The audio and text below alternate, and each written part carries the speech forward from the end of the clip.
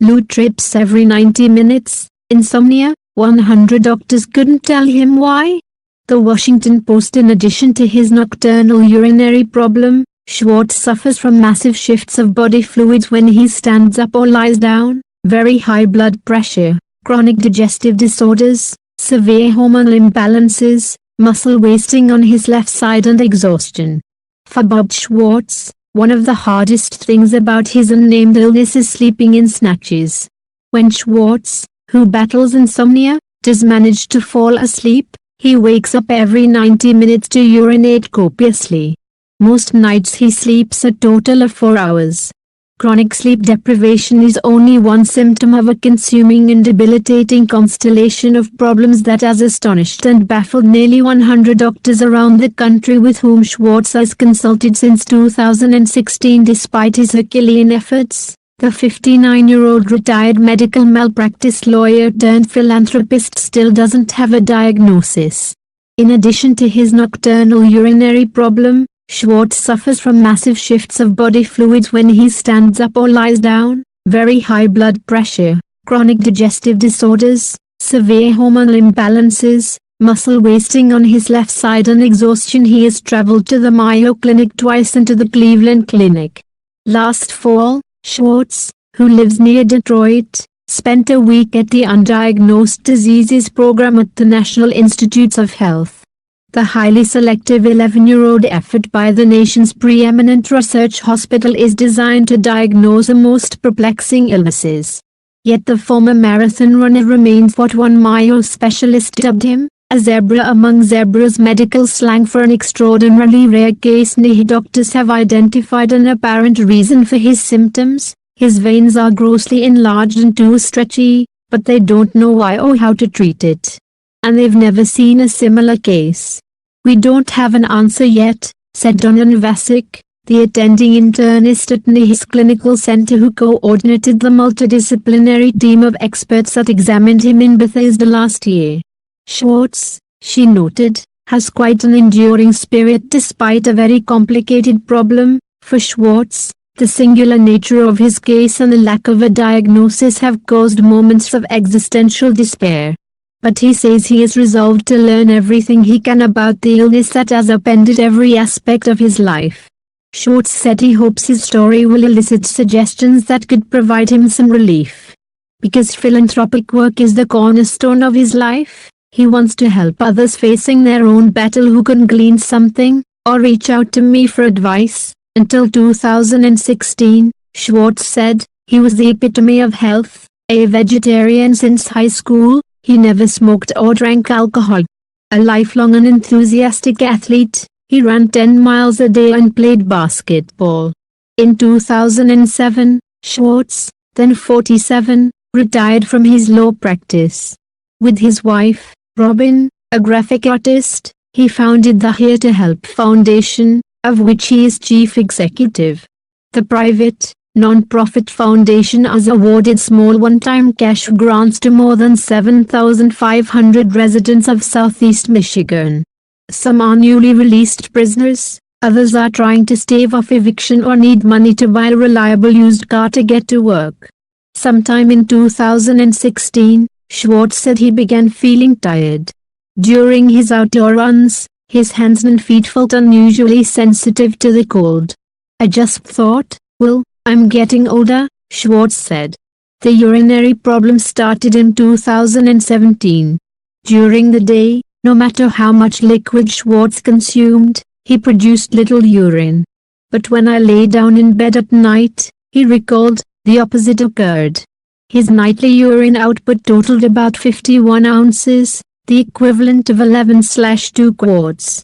Urologists could find nothing to explain the phenomenon. In September 2017, Schwartz landed in Beaumont Hospital, Royal Oak near his home. His blood pressure was sky high, 180/100, far above his normal 110/65. He had no energy and his extremities, particularly his legs, felt heavy and swollen. Doctors quickly determined that Schwartz was suffering from hyponatremia, sometimes called water intoxication. The concentration of sodium in his blood was dangerously low, putting him at risk for serious complications, including brain swelling that can lead to coma or death. Unable to find the cause, doctors transferred Schwartz to the University of Michigan. He spent a week there and doctors were able to control his hyponatremia, which they determined was caused by an unexplained increase in his blood plasma volume. Michigan specialists referred him to the Mayo Clinic. At Mayo, according to an interventional radiologist at Michigan, his condition continued to amaze and perplex doctors.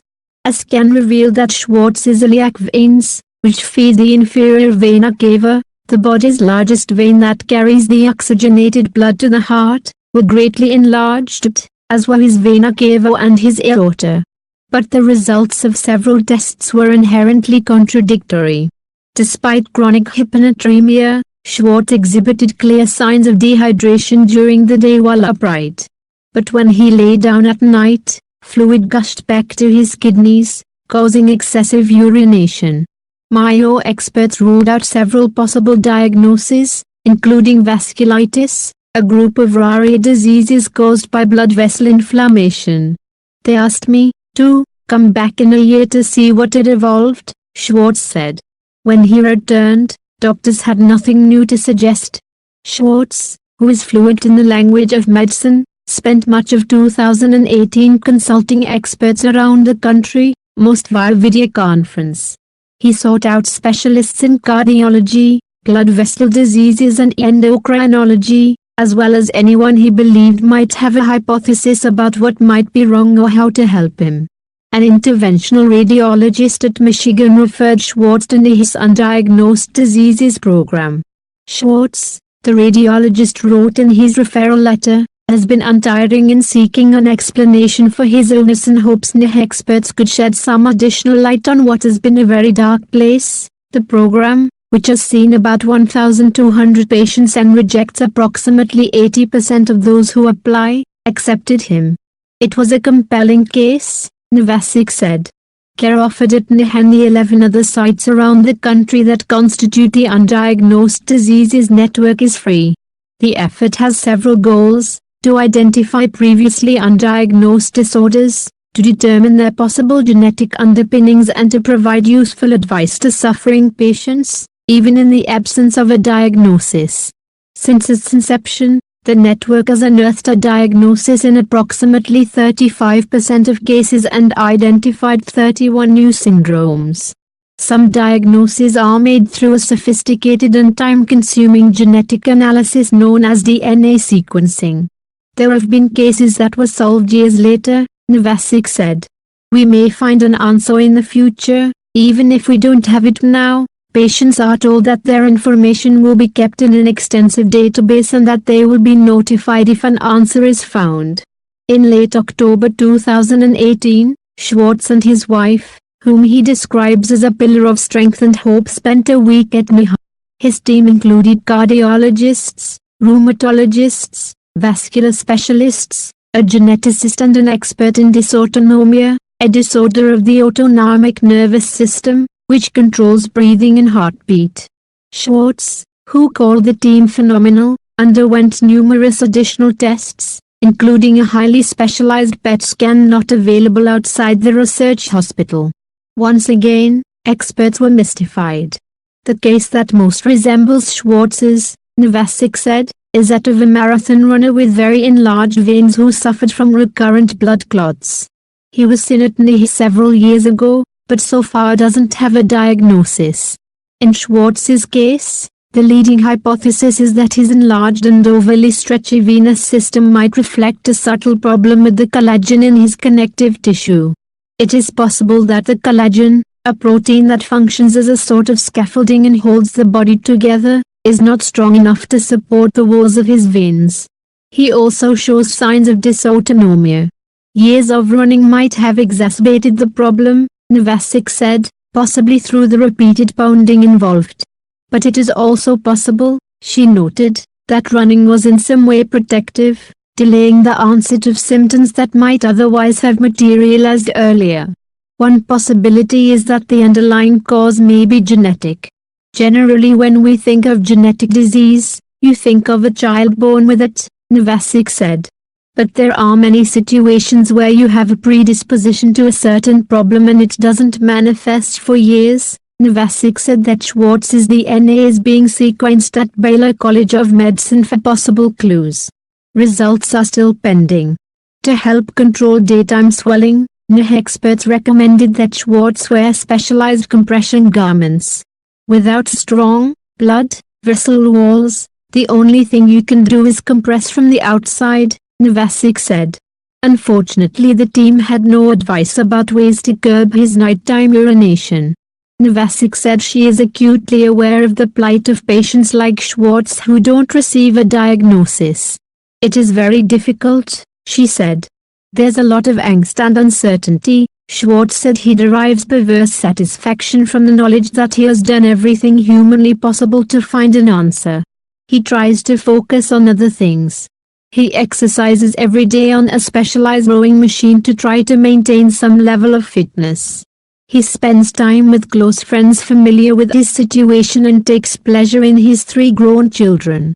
Foundation work is a full-time job, providing a strong sense of purpose and serving as a welcome distraction from the physical and emotional ravages of his illness. Many of the Foundation's clients have served time in prison, and Schwartz has become friendly with one client who was wrongly incarcerated for decades for a crime he did not commit. He knows in a general sense what I've been going through, Schwartz said. The man recently sent him a quote meant to be applicable to both their lives that Schwartz finds particularly resonant. Anyone can give up, it's the easiest thing in the world to do. But to hold it together when everyone would understand if you fell apart, that's true strength. Please subscribe my channel. Thank you. Lou trips every 90 minutes, insomnia, 100 doctors couldn't tell him why. The Washington Post